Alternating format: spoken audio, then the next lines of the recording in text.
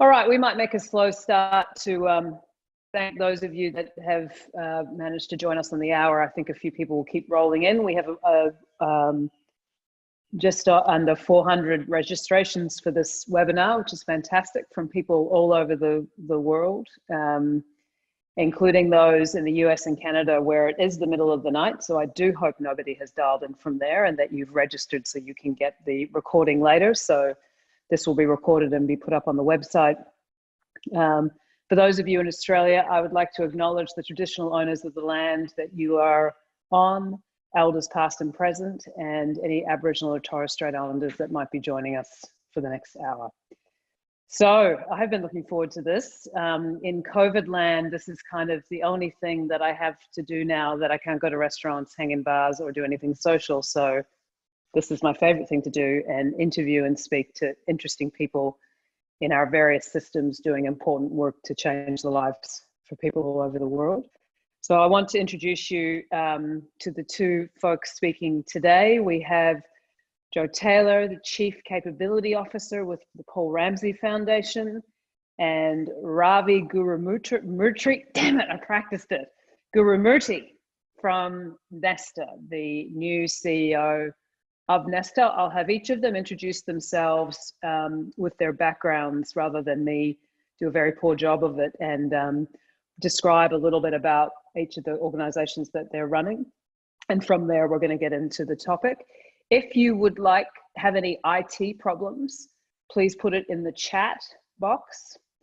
And if you have some questions, please post them in the Q&A box. I will be watching that and curating some of the questions for our two speakers today. So just put them down as you have them coming up, and I'll make sure I read them.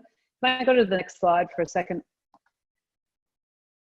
I'm just going to top and tail a little bit about these summits. This webinar series is in honor of keeping the momentum going towards our next Evidence and Implementation Summit 2021. It is in Sydney, 30th and 31st of March. We have recently announced we're moving to a hybrid event that is a combination of online and in person, with sister smaller events happening in person in probably Singapore and London. So please start thinking about your abstracts, your panels, your proposals that you would like to submit. You can now join the conference from anywhere in the world.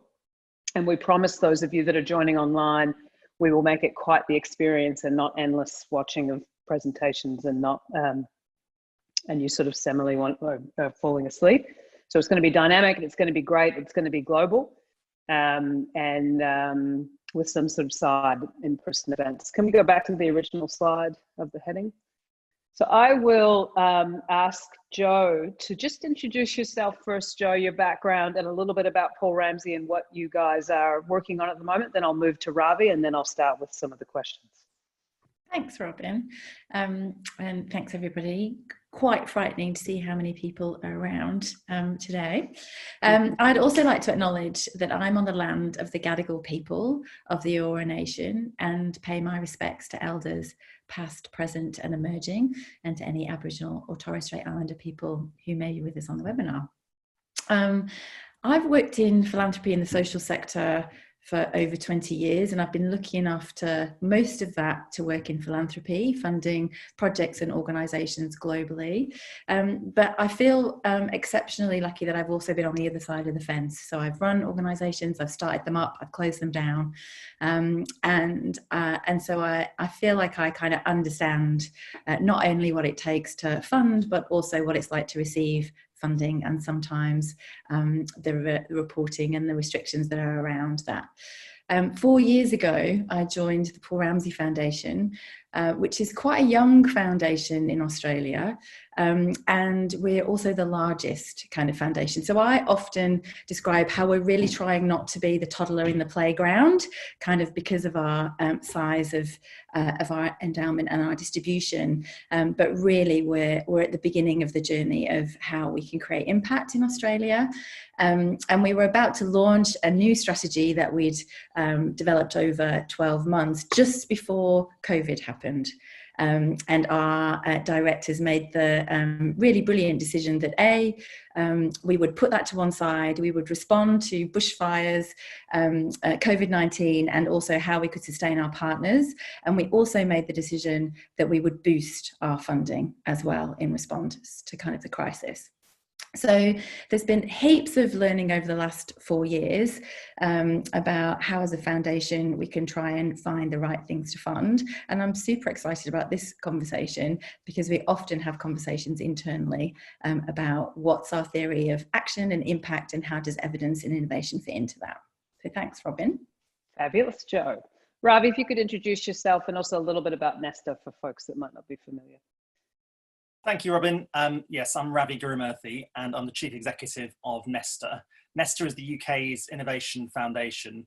We actually started off life just over 20 years ago as a government agency with an endowment, with a real mission focused on promoting and supporting innovation. We then became an independent charity about 8 years ago, and we now do a lot of different things, from prizes and grant giving to investing, but also researching and convening. I've started at Nesta just at the beginning of this year. My previous role was as the Chief Innovation Officer at the International Rescue Committee. I set up something called the Airbell Impact Lab, which was all about designing, testing and scaling new solutions. And it's very much that active focus on catalysing new solutions that I'm bringing to Nesta. Fabulous, thank you. Well then, let's get started. So I'd like each of you to spend 5 to 7 minutes responding firstly to the title of this webinar, Is Evidence-Informed Innovation an Oxymoron? And I know there was a bit of action on Twitter before that. So Ravi, I might start with you and then go up to Jo and we'll take it. Well, yeah, Robyn, when you posted the title, I said, I just tweeted back no, and people said it's going to be quite a short talk and a short event. And actually, it's something I'm strangely passionate about, which is a slightly odd thing to be passionate about, but I am, because sometimes when I've confronted the innovation world, I get frustrated that people in the innovation community sometimes treat evidence as an oxymoron, as something that almost to set their face against, because they're going to chart new and original paths that don't really build on or informed by evidence. So I do actually feel quite strongly about this question. In some ways, preparing for this made me just challenge myself a little bit about, are there examples where evidence shouldn't inform innovation? And so let me say a little bit about, firstly, why I think it should, but also where are the tensions and where are the deviations? First of all, let's perhaps just define our terms. When I think about innovation, I think about new and better solutions. And even the new, I think, is often a mixture of things that are genuinely new, some things are borrowed, some things are stolen, some things are adapted. So it's a newish. And then the critical thing is better. And I think that's sometimes missed in innovation processes, because how do you know through that process that you are genuinely building solutions that are impactful and better than what goes before? And for me, if it's not new and better, then it's just novelty. It's not genuine innovation. And then when it comes to evidence, while I think it's right to lean quite heavily on rigorous evaluation methods, experimental methods like randomized controlled trials, and when I'm saying better, I think it should mean better in the sense that you've rigorously evaluated it. Evidence obviously comes in lots of different forms at different stages of the innovation life cycle. And I think you want to be informed by all those different sources of evidence depending on the maturity of your project. So at the outset, you might be informed by basic science on theories of change. Over time, you might be informed by feedback and measurement of before and after a program. Later on, you're informed by implementation science. So that's what I mean by, I think, evidence and innovation. I was thinking about different programs that illustrated how evidence informs innovation. And one example would be the number of programs where you're not really innovating in a new intervention, but you're innovating in the delivery system to get something to scale.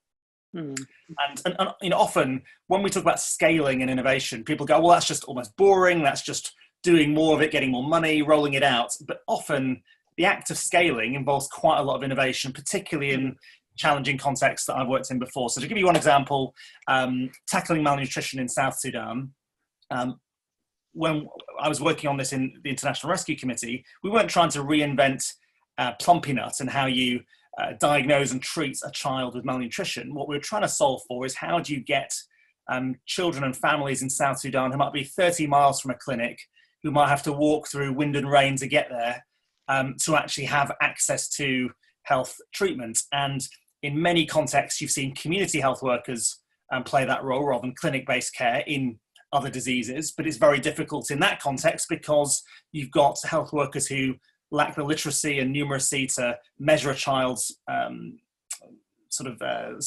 circumference or take a patient's name and details.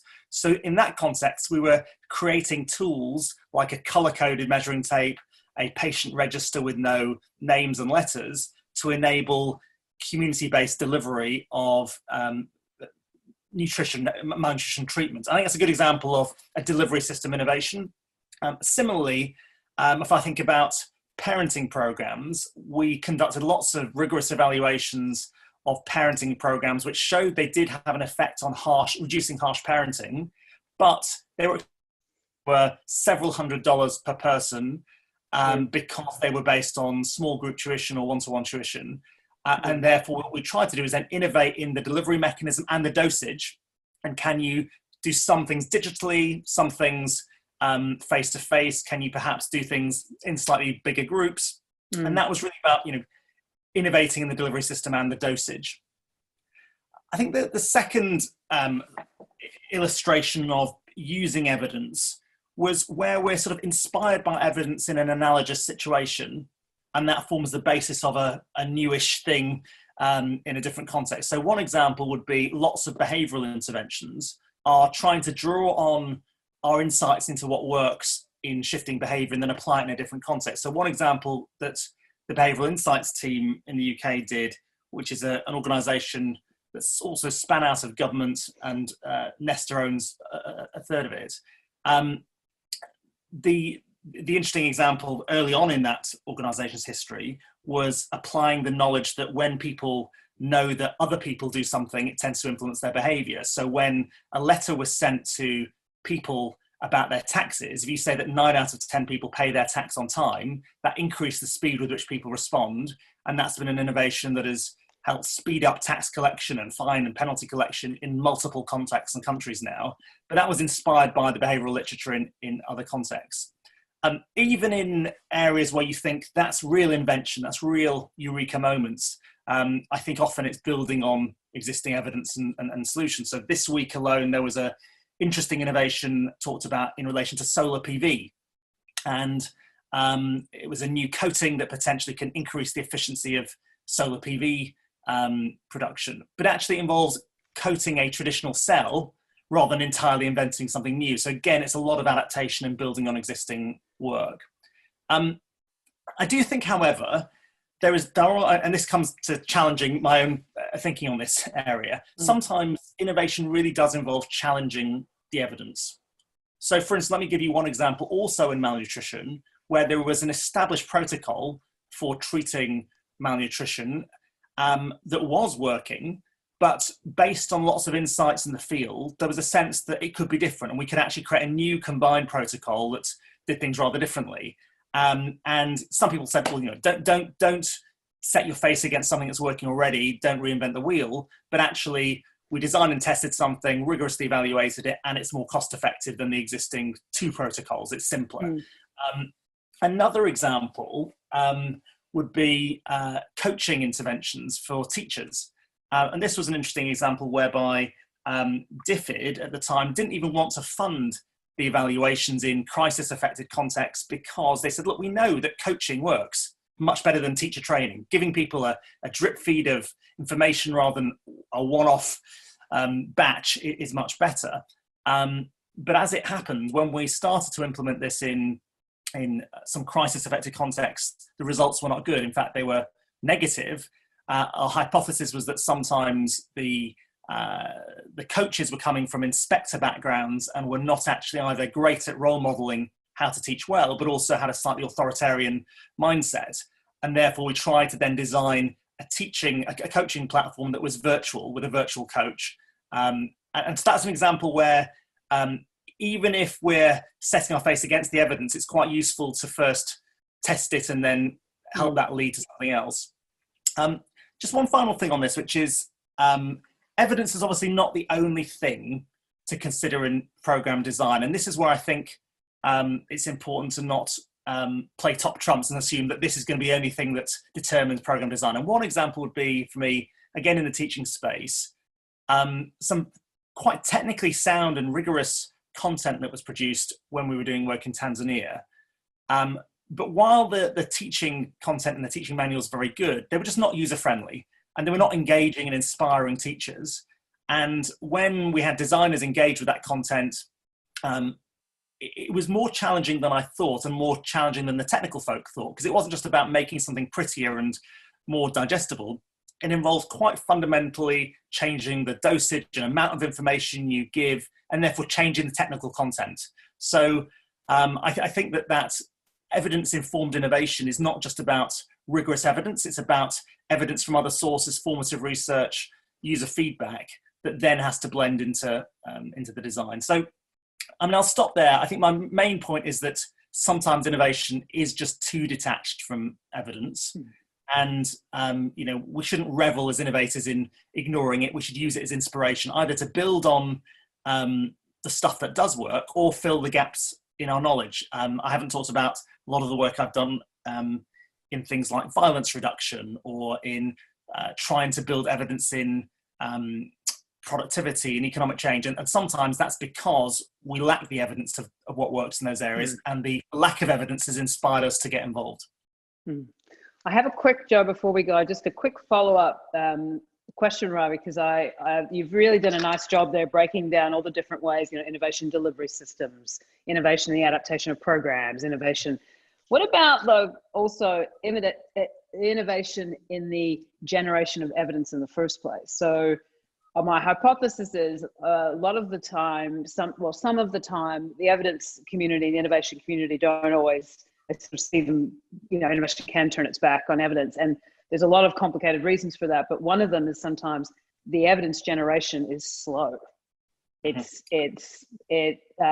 we're talking about the systematic review community, there's a lot of interesting things happening in terms of how to generate rapid evidence assessments faster and do it just as rigorous. So just have a couple of comments on innovation and evidence generation as well that you've seen, which might enable the innovation community to come to. Do you have any quick thoughts on that?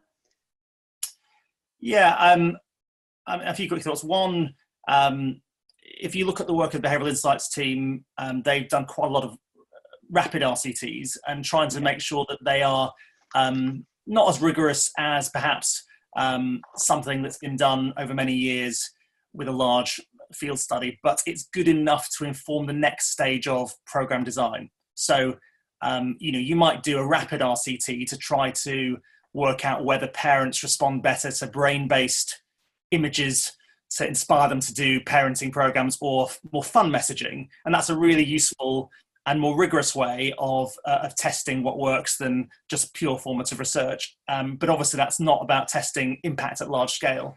I think the other example I point to is some work that IRC did in Jordan, which was about using basically adaptive experimentation. So rather than assuming that the learning comes after the RCT, can you do some adaptive targeting within the program so that there is learning on an ongoing basis? And I think that's hugely attractive for program participants and deliverers, because who wants to be part of a program for many years within a crisis but unable to adapt? That feels almost quite, disabling. And so I think innovations in that space will make it easier for implementers to get on board. Fabulous. Joe, over to you. Feel free to react to what Ravi's saying, build on it. Well, I think, I think what's really interesting for me, Ravi, is that all the things that you've been talking about is all the things we're experiencing as a foundation. How do you navigate yourself around that when you're not an innovation expert or an evaluation expert, but you're actually coming from a different kind of community that's trying to actually make sense of all of that in order to work out what do you actually kind of fund. And you know, what I liked about your last example around RCTs and like waiting for a long time. One of the things we funded in WA was a birth cohort study. And one of the things they wanted to do was actually nest research within the birth cohort study. So rather than actually just watching what happens in that birth cohort study, researching them and putting it out, they're actually intervening. And at the time, it was the first time that that was actually happening. And when that was brought to us, again, from a non-medical kind of lens, we were like, what? So normally on a birth cohort study, you just do the research and like see what happens, like even when you see that things are kind of happening. And so it's been really interesting that from that initial investment, there's a whole bunch of organizations that are now beginning to kind of think about that and do that and collaborate with each other. And again, like because we fund a number of them, they kind of said that they felt like they had permission from us to do that collaborating, rather than normally they wouldn't have been able to collaborate because of the way that their funding and research structures had been kind of set up. So like you say, I think there's lots of ways around building evidence, but actually cracking open the evidence building from an innovation perspective also seems like something really important for us to do if we actually want to kind of make the kind of change that we're all after. But I had a lovely conversation with my 11-year-old because I posed the question to them, like, evidence-informed innovation, is it an oxymoron? And she said to me, no, Mummy, it's a paradox. And I was like, wow, okay. So right. You've obviously getting a much better education than I was, because I still don't even really understand what a difference between a paradox and an oxymoron is. But I really liked her interpretation of that. And that got me thinking about like, well, how do we use it? And it felt to me that actually we're aspiring to use an evidence-informed innovation approach. Particularly if you define it as a problem-solving approach to a specific challenge. So we're trying to break cycles of disadvantage. And as you were saying, Ravi, actually this is about the integration of the best evidence alongside involvement with those that have got lived experience, ideally at all levels, practitioner expertise, but also community preferences and values. So how do you take the evidence and embed all of that work in order to actually create the change that you're after? And I suppose, you know, from our perspective, we want to fund activities that create change. You know, we work with practitioners that want to deliver programs and activities that really are going to support that change. So how, you know, knowing that something works, and as you quite rightly say, then it's actually the difficulty of implementing that or executing that in a way that's going to stick within the existing systems, it's going to create new systems, or it's going to be able to adapt to specific contexts. And I think that's the challenge that certainly from this side of the fence on philanthropy, we're all trying to crack. Like, how do we actually know, like, what works? And then how do we fund stuff that's actually going to be able to take what works and make it happen in different kind of contexts? So I'm wondering whether the tension between evidence and innovation is actually, helpful in that it helps us with the uncertainty of change. And that's the innovation bit. The innovation bit holds us in the uncertainty of knowing whether something is actually going to work or not. And I was thinking about the first thing that we funded. So the first thing we funded 4 years ago was the Black Dog Institute. And I could tell from the people on the call from Australia that will be familiar to many of you on the call. And it's an integrated approach to suicide prevention. So it takes 9 evidence-informed strategies, and it takes community-led implementation and service delivery approach, and then it integrates all the perspectives and the needs and context of those multiple sectors, the communities and the organizations, and it tries to see whether you can actually simultaneously use those evidence-based strategies in order to reduce suicide within those communities. So for me, I was like, oh, that's a great example of evidence-based innovation, because all of those, why it's called evidence-informed is because all of those 9 strategies have got different levels of evidence when they were using them. And so the trial sites are actually trying to build evidence as alongside actually the implementation. So we funded 4 sites. Through that funding, in the end, Black Dog are involved in 29 separate suicide prevention trials across the country. And what they've learned through those trial sites is exactly what you were saying, and that many people will resonate with, that actually it's the quality of implementation that matters. and you can have the best evidence in the world, but even the most primitive will have limited impact if it's not implemented effectively. So I feel like, you know, as you described, that's one of the frontiers. How do we broker that knowledge and evidence in order to create the long-term change that we see? And how do we ensure that it's, as you said, not just the evidence, but it is also those of lived experience, also the communities that we're working in, and understanding the context kind of around that. So, like I say, over the times that we've been funding, we've kind of tested a few things. So we took the most evidence-based, rigorously trialed online health program globally, which is proven to reduce alcohol consumption, binge drinking, cannabis use, ecstasy use, reduce psychological distress, all aimed at adolescents. And it's been, you know, rigorously tested across 71 schools and thousands of students in Australia. But the question for us is now, how do you get that into every school in Australia when health is funded by the feds, education is state-based, every state and territory has a different system about how you get things introduced. So again, the challenge for us is exactly as you described, how do you join the dots? And how do you actually kind of use the innovation part in order to get the evidence at scale in a way that's actually create the change that we're looking for. And we're getting some questions in some chats, and I want to just read out one of the questions to both of you. It's a bit of a long question, so get your pen ready. In our work as an NGO working in healthcare, we often use innovation to generate evidence or integrate evidence in the design of innovative new projects or products. But we struggle at the end stages of this project when it comes to scaling up, adapting, or even abandoning the innovation. And I'm going to emphasize that bit, abandoning something. Maybe that's innovative in and of itself. How could evidence support decisions at the end stages of the innovation cycle? How do you scale up innovations effectively? Ravi, you want to take that first? Yeah. So I think it's, as we all know, one of the really difficult things in any innovation process is to kill your favorite ideas that you've poured your heart and soul into. I think that's rigorous. I think that's actually almost easier later on because you've actually got some rigorous data to say whether it has an impact. What I think is sometimes harder is almost early on when you're prototyping and getting more qualitative feedback, you can sometimes probably continue with your hunch for too long. But I think that there are examples where either at the first rigorous evaluation or at the evaluation of the larger scale rollout, organisations have abandoned things. One good example was the nutrition work that Evidence Action did, where it did show impact early on, but then during the scaling process, they basically decided they were going to abandon it. And that was a really brave and good decision.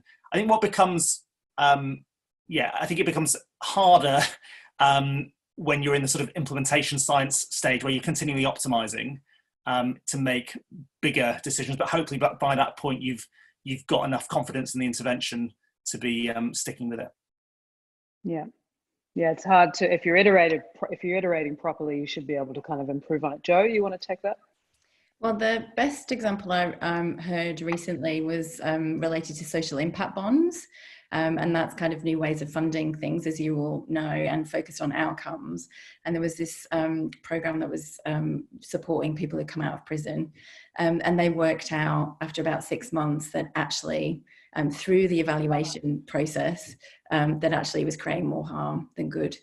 And of course, that information was kind of coming into the government department that was collecting the data and wasn't necessarily coming through the service provision. And so they ended up having this, really amazingly hard and brave conversation about how they're all going to pull it. And that work had been happening like for a long time and had been seen as kind of best practice. And so I agree, actually, if you're going to kill something, you actually really have to have really good evidence that it's not working, because otherwise our mental models are just too connected to the things that we've done for a long time, and it takes a long time to get to that tipping point. And for me, I think it was the fact that it was being independently, kind of the data was being collected, and that actually you really couldn't ignore what was happening, which meant that things had to happen, because we know there's lots of things that are being implemented that actually don't work and actually creating harm, and they don't get killed. Yep, plenty of examples about that. Let me come at it. There's a question here that a lot of us will be familiar with. So we often run into the term innovation as a way for people to get funding, so that it can be attractive to funders, maybe less attractive to fund something that has seen as have some evidence and some traction. So innovation being seen as something that is new, or at least someone's claiming that it's new. To your point, Ravi, often a lot of things aren't as new and are often building on other things that have come before. And so could you talk a little bit about maybe that definition of innovation, or people's sometimes understanding that that's what innovation means? And if you could touch on some ethics around that in terms of funding innovation where it could be something brand new and it hasn't been tested, tried, evaluated at all. Just your thoughts on either of those 2 points. Jo, you want to start? Sure. I actually think this is really tricky, because I actually think part of the issue is how things get funded. And so, one of the things that we discuss in philanthropy is that everybody wants to fund the new stuff. Everybody wants to be a catalytic philanthropist that starts something, but actually changing our mindsets that then when something works, and we're in for the long haul, when we're looking for that holy grail of sustainability. So there's something in your question which I think is really important around ethics, and is also about the way that we fund kind of things. And then, I used to work for an organisation that used to use a consultative process that wasn't used by many service, but it's now called human-centred design, but it wasn't then. And, for a long time, we talked about our innovative process.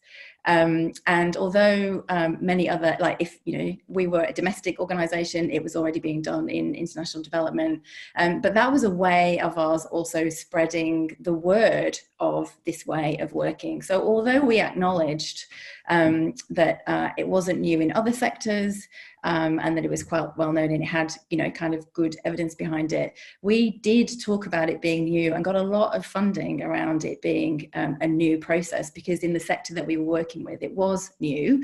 And although we always talked about kind of the background to it, most people wanted something that was kind of shiny and new, that hadn't kind of gone before. So we always try and work out that if we are going to do something new, in the way that we talk to the people that we fund, we're always looking at where it's come from, what it's built on, whether the understanding of whether it's being used in different kind of sectors, because we think that's a good thing, not necessarily a bad thing. And we've really tried to stop this rhetoric about everything being unique and everything being innovative. And we're now kind of rewarding people that we work with for understanding kind of the history of work, their work and other sectors' work, but also how they're kind of collaborating with people to build on work that's already happened. And I think that's beginning to shift the ethics a bit about how we talk about funding. Ravi? So when I had innovation in my job title, Chief Innovation Officer, it was quite amusing to others, because I often used to not use that word and hate using that word in any proposal, because I think it has been overused and sort of emptied of meaning. And actually, I think it has created a backlash, where people's first reaction when they hear the word innovation sometimes is, this is either fetishizing the novel, or this is somebody who's doing exactly as you suggest, trying to get funding and pretending something is more novel than it really is. So I quite favour sometimes just using a description without claiming that it's innovative, and perhaps show rather than tell. I actually think that can be sometimes more effective from a sort of funding perspective, just given the backlash on this. I think that on the ethics of innovation without proper evaluation, that's where I think it's really important to basically say within the innovation process, what is the measurement and evaluation that is appropriate to the right stage of that project. So let's not do RCTs and things prematurely, but let's also make sure that there is a route to this being rigorously evaluated at some point. And I think both from a funder perspective and a practitioner perspective, being able to explain what your innovation builds on in terms of evidence and how it's generating evidence that is appropriate to the stage of maturity of the project is a really good discipline. Mm-hmm. Okay, I'm going to change tact a little bit. This is a question that was for you, Ravi, but Joe, I also want to hear what you have to say about this. Ravi, could you please give an example of your experience where evidence helped inform and implement an innovative culture in an organization? Wow, that's difficult. Evidence informing. I know, that's why I threw it at you. It was like, and if you need thinking music, I can give you thinking music. Dun, dun, dun. Dun. That's really interesting. So I think the one I would try to illustrate is the sort of evidence around behavioural science, where I think there's lots and lots of ways in which you can apply that in how you run your organisation, in terms of how you run meetings or prime people, or be more efficient in use of time. So that's the one where I would say personally, both at the IRC and in Nesta, I think the evidence base around behaviour change is something that is informing how I lead and how I try and shift the organisation. It was actually an example of actually trying to apply that during COVID, where we were thinking, how do we get people to do hand washing, and just trying to make the messaging more salient by and all that kind of stuff was something that we applied. But very difficult question, Robyn.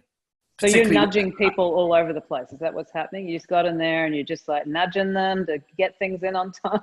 No, I'm teasing you. Well, I do really good examples in the civil service. So if you think about every single civil servant, I used to be a civil servant, so I can say this, but every single submission usually involves an interesting choice architecture where one option is pathetic, one is ludicrously bold and aggressive, and there is a nice, sensible middle option that you are always leading your ministers to. And that's, standard manipulation.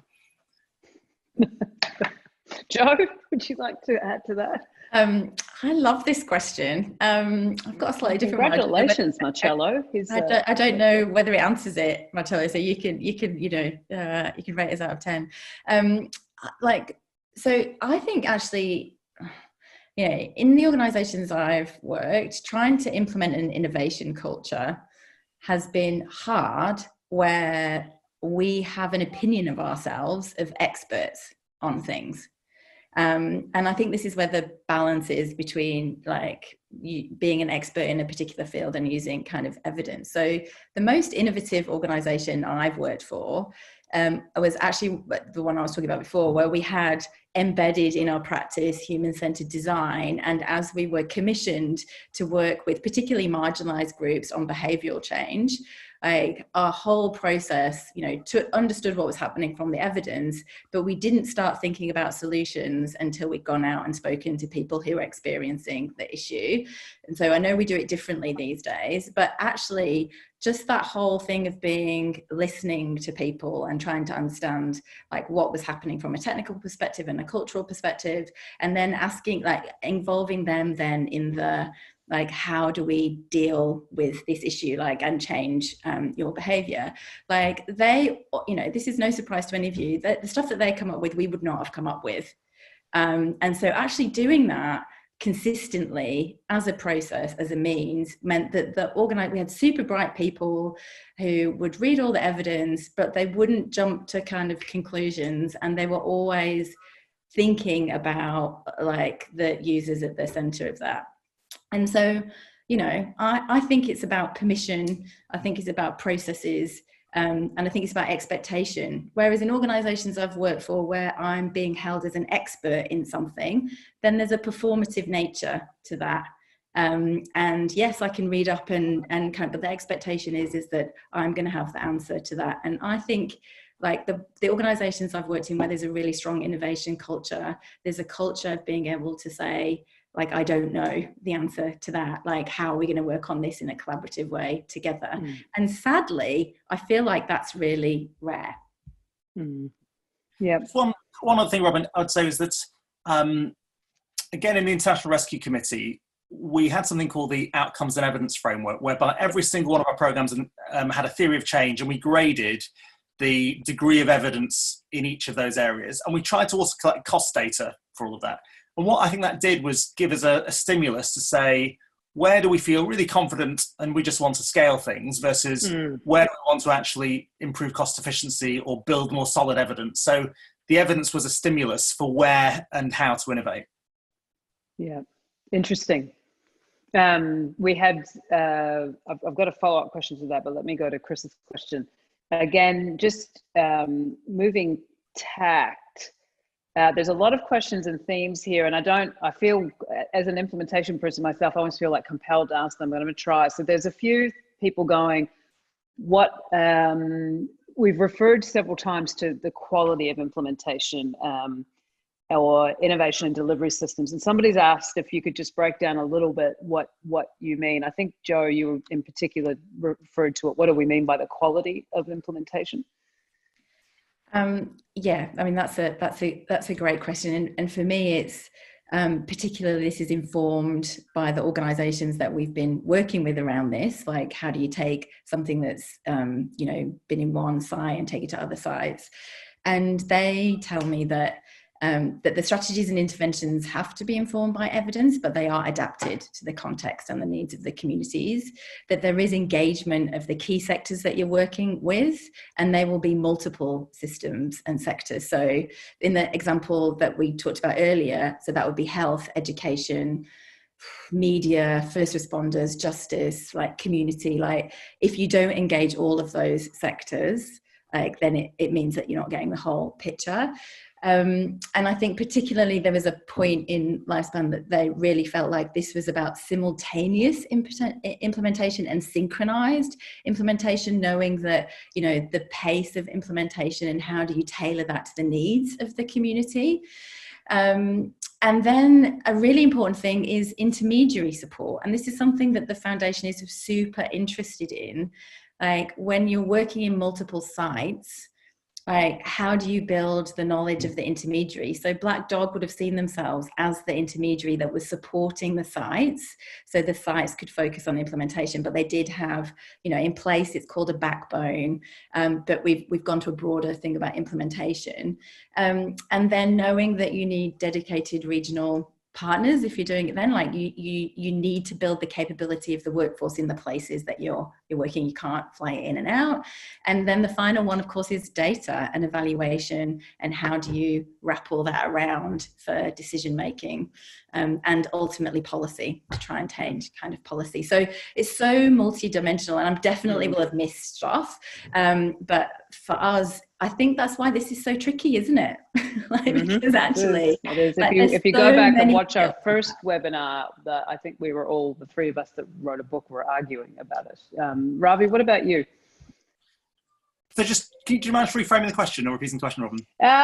Well, this person in particular, and hi Joe, was interested in, we've talked a little bit about quality of implementation, but kind of haven't described what we mean by that. Have you got a way you frame that up? Yeah, I guess where I think about this is, sometimes you have some evidence that something works, but one, you want to really understand whether it's going to work in a different context. You want to understand who it works with and how, and whether there are particular challenges to scaling it up. So that requires, a lot of feedback and digging into the particular contextual variables.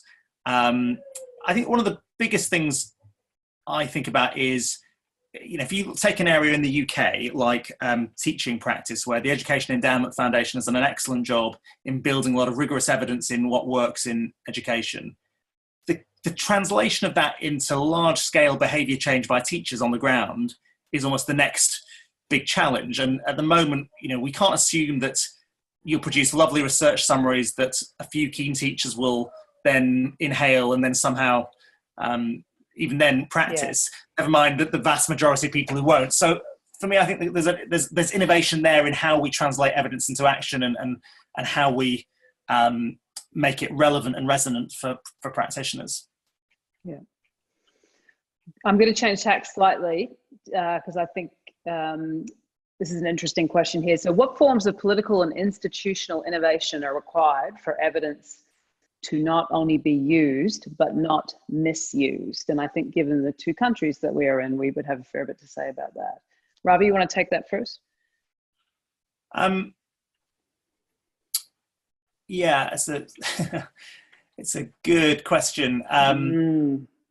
So one of the things that I think has been an interesting institutional innovation in the UK over the last 10 years has been the formation of things like What Works centres, which were really based on the National Institute for Clinical Excellence that emerged in health, which was quite easy in health, where you're making recommendations based on trials of drugs about whether it should be cost effective and therefore used in the NHS. And there was a desire to make it somewhat independent of political interference. And I think that basic premise is a really, really good one.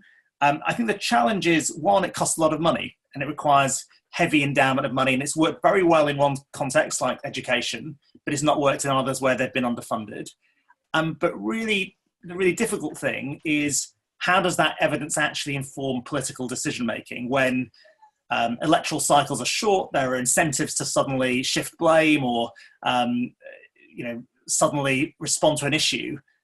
So I think that these institutional innovations only work with a sort of mature political culture where you can honestly say, we don't know what works, we need to start small, or we don't want to rush into this rollout because we actually need to wait for this to develop. And I think this is an area where we've probably gone backwards, obviously, in the last 10, 20 years.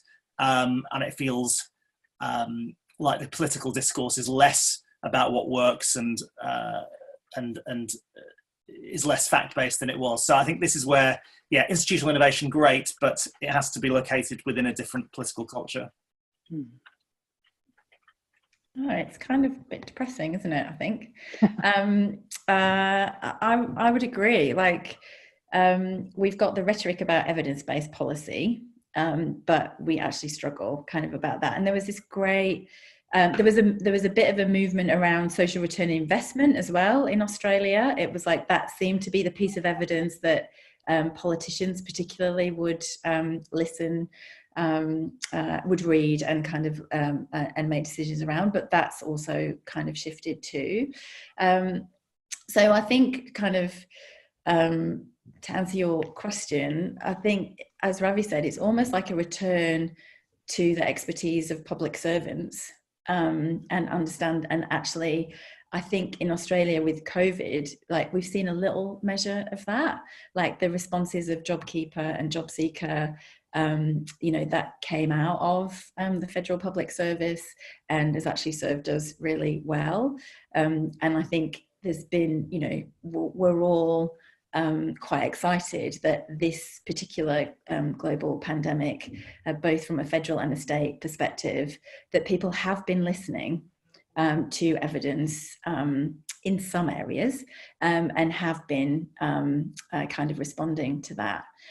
So we know, particularly in the early childhood development sector, there's been great pieces of research and they have been being used to inform kind of what's happening. It doesn't mean we always kind of get it right.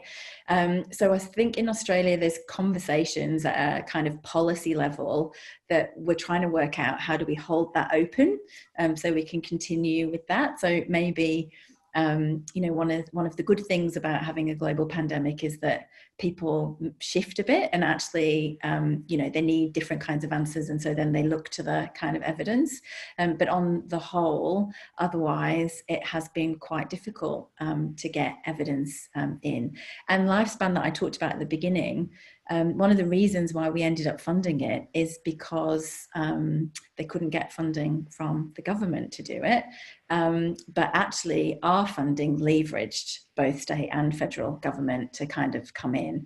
So I think there's, it's also about who do governments partner with and who do they listen to, and how do we build different coalitions who are talking about the evidence that we're interested in to try and get that changed. And I'm not sure I have a lot of suggestions about how we stop it from being misused. The person that asks, I think, does. I'm going to try and sort of sum this a little bit, see if I can bring this together, and then ask each of you to comment on how well I do that, or your reaction to it, and then we'll. It sounds like there's some thoughts that it would be innovative to use evidence full stop at times, so that itself could be innovation. It sounds like when you're both thinking about innovation, we're talking about innovation at multiple levels. So it may not necessarily just be what the new thing is, but innovation in the adaptation of something that is shown to work in one context, and we need to think about it for another context. The innovation in delivery systems and continuous improvement and iterating and sticking with it. There could be innovations in stopping things, so that it's not sort of a binary choice, is what I've heard you say over the last hour, that it's not an either or, but an informed by each other. And then at other times, innovation being something quite fresh that does need to be tested. My last sort of comment to you is just to test out, are we talking about all levels of the integration of evidence and innovation? Is there then an implicit understanding that people need to have more of an understanding about the quality of evidence? So you both know that not all evidence is created equal. One type, as you were saying, Ravi, expert opinion is a type of evidence, but so is the results of a really well done systematic review that in an unbiased way just shares what we know and what we don't about a particular topic. All forms of evidence with their different kind of limitations and benefits, if you like. So is there something about, to enable innovation in the use of evidence, or for innovation to drive better evidence, do we need to understand a little bit more collectively outside of academia about different levels of evidence? And would also, on some level, I hear people talk about engaging end users as something that is innovative. And I think as an ex-reform psychologist, it seems a little sad that we think that was innovative in the first place, given they are the people that we would be serving. So is there a place to sort of make that more of a less innovative and an obvious point? I'll stop there. Ravi, I'll go to you, and then you go last, Joe. Yeah, I mean, on the last point, when thinking about program design, trying to incorporate insights from the evidence base, but also from the context, but also from the end users, just seems so important when you're generating solutions. And all of them have got a huge importance. I think you sort of sum things up nicely, Robyn. I think the question about, are we sophisticated interpreters and consumers of evidence, for those of us who are not in the academic community, I think is super important. And when I compare the world of international development, which is one that I was in, to domestic policymaking in the UK, it feels worlds apart. Because in international development, over the last 10, 15 years, there's been such a big push on rigorous evidence that you couldn't have been in that world without somehow becoming a bit more literate about these debates. And I think we're still at the very early stages of that development in the UK when I think about quite a large parts of the practice and policymaking community. So for instance, how do you make sure you don't over-interpret a single study versus making sure there's a body of evidence? How do you think critically about things? How do you also make sure you are humble enough to know that evidence changes? Science reveals new insights, so let's not be too definitive. So I think that the previous question about institutions is really, really important. The What Works centres is an important thing, but within our civil service, within our kind of training programs for public servants, how do we make sure that we really upgrade our capacity to interpret and apply evidence? Feels very important. Actually, there's even a question about things like audit institutions and accounting institutions. Why is it that we assess value for money in a very narrow way about use of resources, rather than whether we're actually confident in the programs themselves? So I think that's where sort of significant institutional overhaul, where evidence becomes more central in many areas, could be useful. Perfect. Joe? Yeah, I think the answer is yeah. Like as a lay person, not as a person who is an implementation scientist, or has been involved in kind of RCTs, I think the answer is definitely yes. Like, it is really difficult to interpret and to work out, like, you know, what's good and what to do with it. And I think what's been really fascinating with our social change approaches, and I completely agree with Ravi that we're in a very similar position in Australia, I would say. But, you know, we've got about 92 place-based initiatives across the country where communities are trying to work out how they lead their own change. And one of the massive barriers has been around that is how do you bring evidence to those organisations, so to those communities, so that they can make choices. And, you know, I've been really impressed with people like Telethon Kids Institute that are really thinking about that, around place and early childhood development, around Our Place in Victoria, that's also brokering that evidence and meaning that you can have community engagement, but you don't need to be an academic to work out what the evidence is. And we funded another project which is actually working with teachers for exactly that reason, Ravi. It's like, how can you work out you know, what you should be doing with your teaching practice if you haven't got the skills about working out what's good evidence or not. And so I think this is really important, and I think, you know, we it's been done, it's not that hard, and again, it's that question of who's going to fund it.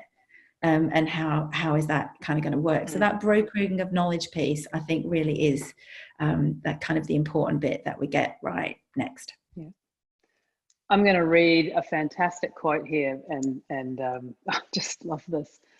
I want to say a weird thank you to all panelists. As an aged care and disability services provider CEO, I really, capital letters, needed to hear from intelligent people about how we treat innovation, given that almost every, capital letters, not-for-profit is revisiting their strategic plans ongoing. Please provide more webinars. Thank you. There's a couple you could go back to, but I totally understand, particularly in aged care and disability in Australia right now with COVID, I bet you could use a break on all sorts of levels. So thank you, you two. There are many more questions that I couldn't get to in comments, both in the Q&A and the chat. We will hopefully capture that. This conversation, this kind of panel, this kind of thinking is exactly what the summit next year is about. Those of you in the UK will be able to join, Southeast Asia will be able to join, the US will have to join overnight.